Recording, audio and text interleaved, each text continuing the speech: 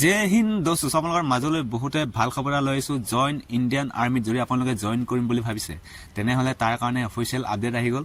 আৰু ইয়াত কিমান এজ লিমিট লাগিব, কিমান এডুকেশ্যন কোৱালিফিকেশ্যন লাগিব আৰু কেতিয়াৰ পৰা অনলাইন ষ্টাৰ্ট হ'ব, ফুল ইনফৰ্মেশ্যন এই ভিডিঅ'টোৰ মাধ্যমত দিব হৈছে। যদিহে প্ৰথমবাৰ কাৰণে আমাৰ চেনেলটোলৈ আহি যায় তেনেহ'লে চেনেলটো ছাবস্ক্ৰাইব কৰি ল'ব, কাৰণ এনেকুৱা ধৰণৰ জব ইনফৰ্মেশ্যন ভিডিঅ'বোৰ আগতীয়াকৈ পাই থাকিবৰ কাৰণে।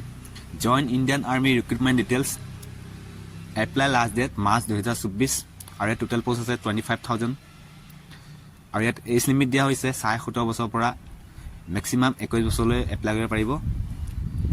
আৰু ইয়াত আপোনালোকে কোৱালিফিকেশ্যন লাগিব 10 পাছ, 45% আপোনালোকৰ থাকিব লাগিব আৰু 33% প্ৰত্যেকটো ছাবজেক্টত থাকিব লাগিব।